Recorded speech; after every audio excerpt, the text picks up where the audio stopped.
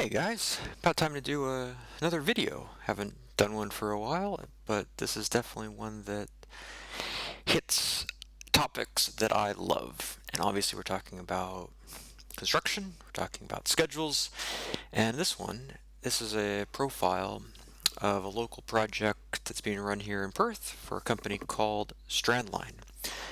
I'd actually interviewed for a role with Strandline and didn't get the job to run the project controls on this job.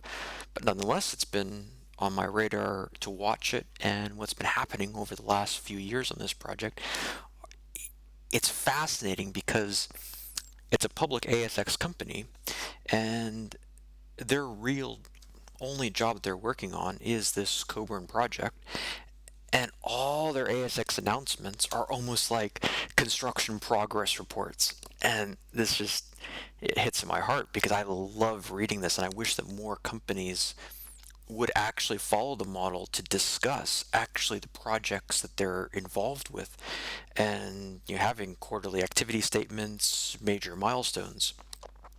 This particular project is just recently, this is 13th of October, they commenced the effectively load water commissioning for their wet concentrator plant for their project.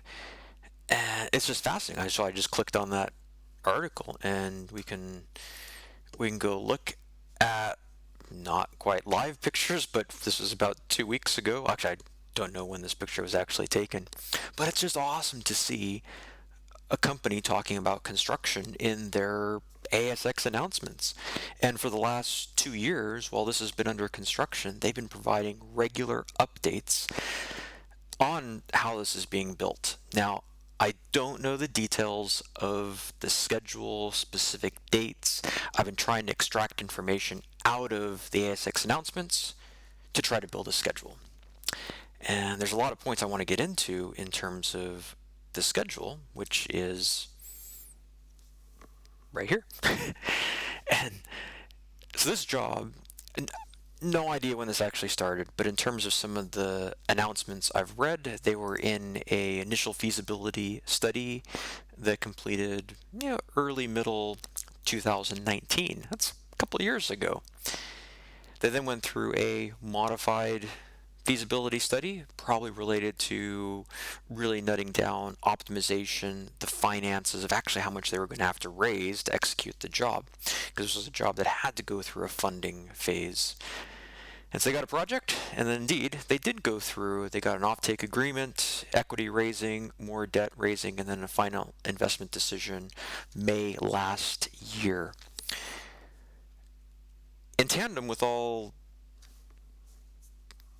the equity raising and money raising, they actually were getting on with executing the job.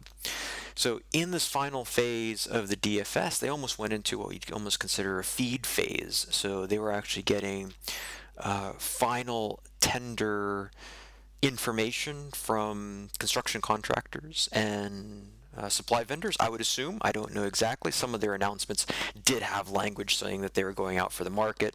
So I'd sort of assume that that's what they were doing around this phase. Specifically for this job, they in the announcements is mostly broken out into two main areas. There was a bulk earthwork section. I've put a camp build in there. I don't know if McMahon actually did the camp, but McMahon did all the earthworks, at least as far as I can tell.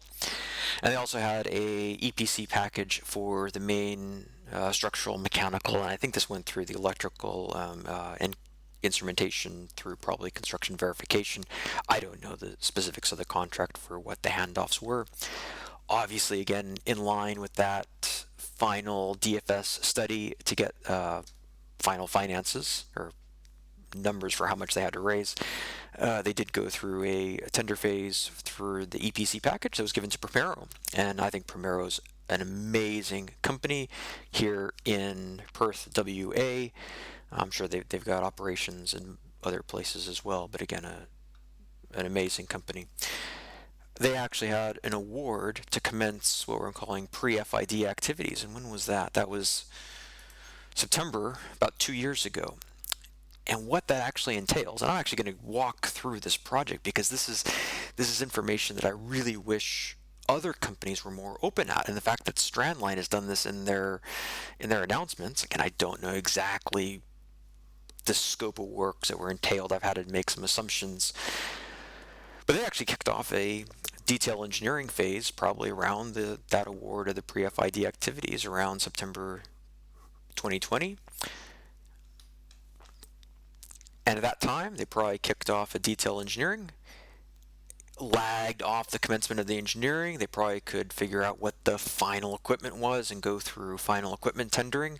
There actually was, in this period of time between like January 21 and March 21, there actually were press releases that they were in the middle of getting tender prices for supply equipment. I would just assume that for the shop detailing and fabrication, some of the shop detailing probably had to wait for final vendor data to go through final engineering to actually know this is technically what we are going to go detail. And then we'd have to go through a fabrication phase to commence steel deliveries on site.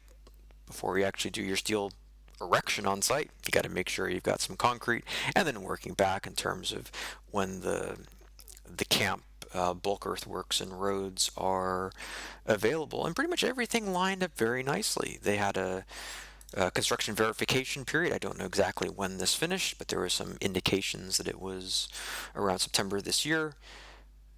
I don't think they had an announcement related to the no load dry commissioning.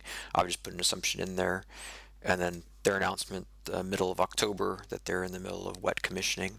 So it's just really nice to see how a project comes together, but actually with live information for an actual company that is providing this information through their ASX announcements. And again, it's just awesome stuff. Anytime you see construction, and yeah, you can see it how it develops over time. Definitely my loves. So yeah, anyway, hopefully if I find any other good examples of projects that I can profile and some of the development durations. I think in all the announcements, Strandline always was saying 18 months from FID, and I always thought it was a really strained number because it wasn't 18 months, because they had already did some pre-work related to detail engineering and some of the supply vendor engagement before that 18 months. And so it's always interesting reading how clients phrase projects and phrase what the durations are. Sometimes it comes out nicely saying, oh, you should we can do this in a shorter time frame. But generally what I found is that project development is pretty similar for other projects, and all you're doing is filtering what duration you're actually looking at. And when you take a full project development back through DFS phases, I mean, you're in this instance, I mean, it goes back 4 years, and even some of the I would assume some of the pre-feasibility studies and even FEL1 scoping activities probably could go back, in some cases, decades on jobs. I don't think this one, but definitely long project durations to develop projects. But once you do actually get money, and when you can start spending a lot of money on on-site construction, definitely that's when things get real. And when you start doing that, that's where construction durations or execution durations can look shorter than they are. But nonetheless, just an awesome project to see this develop, and keen to see more. Thanks a lot, guys, and if you like these, subscribe and like my videos. Cool. Thanks.